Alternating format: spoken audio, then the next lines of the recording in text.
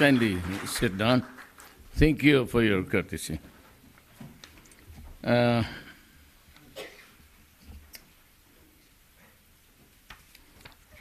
pages.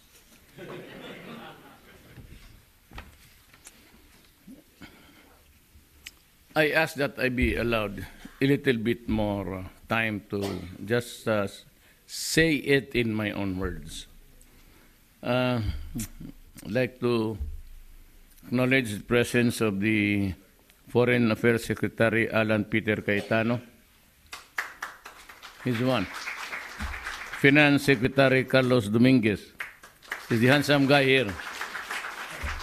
Trade and Industry Secretary Ramon Lopez and the other members of the cabinet. We have him in the front seat.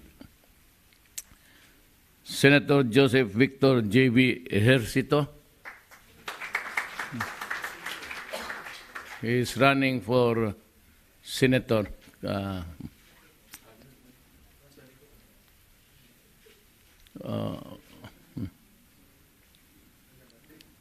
Philippine Ambassador to Singapore, Joseph Yap.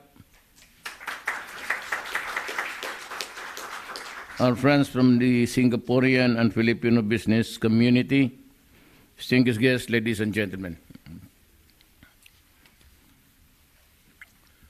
You know, what makes a person with money invest in another country? I hold it as an article of faith that the number one requirement, from my experience, having been 23 years mayor of Davao City, is that you have to keep order in the city, law and order. And the workers, whether foreigners or locals, are protected. Second is there corruption? Maybe in the past. But I assure you now that you will have an ease in doing business in the Philippines. I will provide you with a number. It's actually my aid. I do not bring with me or carry with me a cell phone. I do not know how to operate this goddamn thing. And whenever you push one, 3 figures come out. So I stick to the push button. Yeah, but but I do not have it with me now. So there has to be peace and order. There must be no corruption. And you import or you export, that you are not bothered with the red tape, and eventually it boils down to corruption. And that you have access, that if you go into trouble, whether for anything at all, whether it's the BIR or the customs, I said, all you need to do is to pay the tax, the right tax. Well, the BIR is always there to negotiate. If they think that you get a lower or a discount maybe, if you just pay, that ends up everything.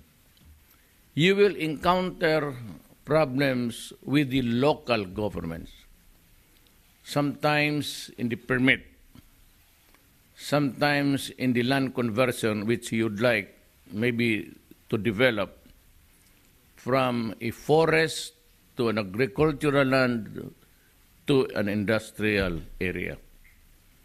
All of these things can be done with enough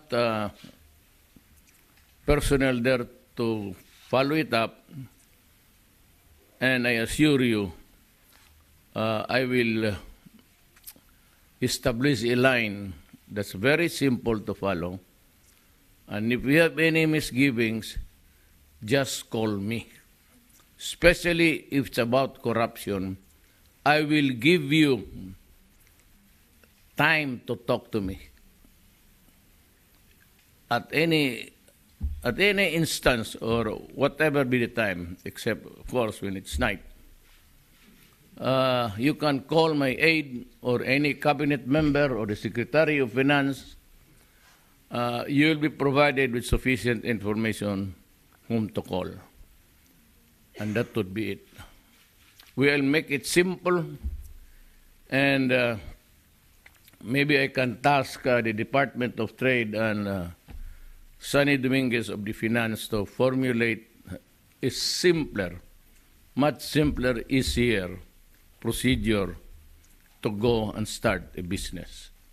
That I can assure you now, and for as long as I am there, as well, in my office, it's beside the river. But as long as I'm there, there will be no corruption in my government. All you need to do is just ask you, anybody for that matter, what's your business with me? And we start to say, I want to see your records. And you say, it's been done. I paid my taxes.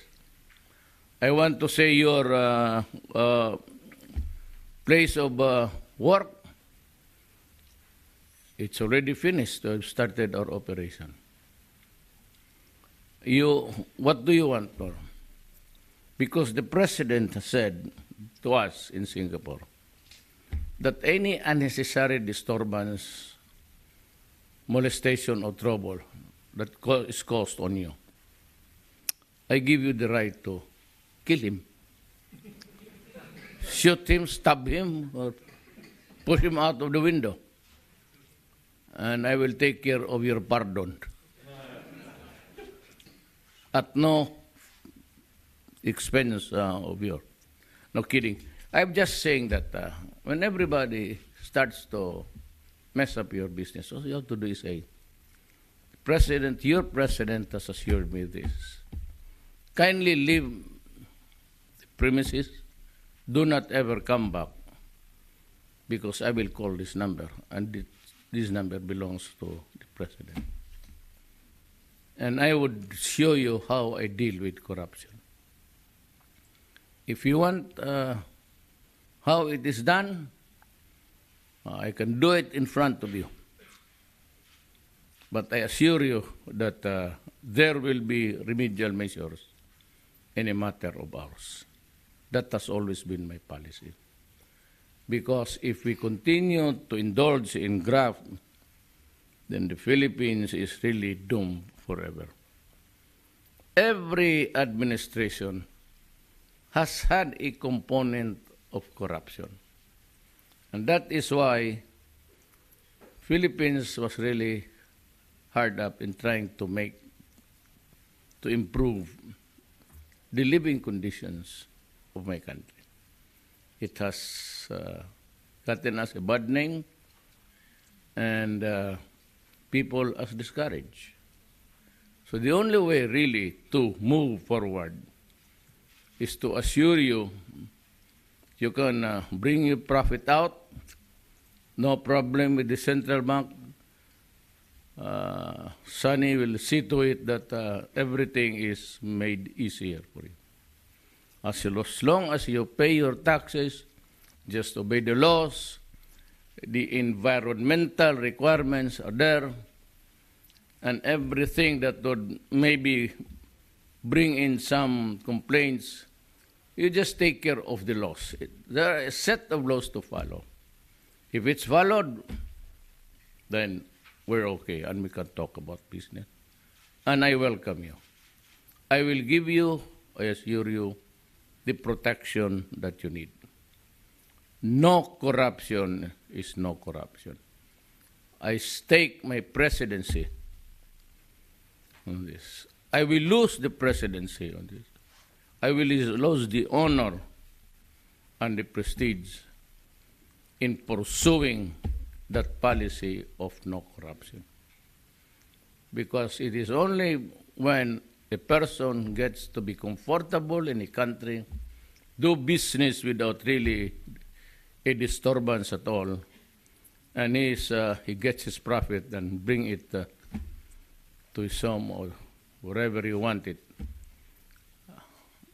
My interest there is, at this time of our national life, is not to bleed business, but rather encourage business to flourish so that my countrymen can have work. That is all there is to it. Minimum of taxes. We can always negotiate. Government and capital can always talk about it. Just do the right thing, I said. We'll be ready to negotiate. But on the highest level, and I said, down below, even on the local government units, maybe you'd want us to also to intervene, and I will. Because our Constitution says that the executive department, along with the national offices and the regional offices of the national government, I have the control and supervision. Control is I can change your decision right there and then, and I supervise. But the local government law says that I only have supervision. Why? Because they are elected. My powers are limited, but I can change the rules down there if I really want to, especially if it involves wrongdoing or corruption. That is the only thing that you need to hear from me. That you are protected, that you can bring out your profits, that there will be law and order in your place, and that you will not be visited by a lot of government people questioning this question that in the guise of inspection, but for the reason that they are there because of the money. Do not give in to them. All you have to do is to make a call, I said, and I will grant you any time, especially about graft, about workers in government asking for money. The police is there. It will be sufficient to protect. All you have to do, I said, is to make the necessary call. And we will be there to see to it that what I promised today will be the same rules that you'll encounter in your business. Thank you and good afternoon.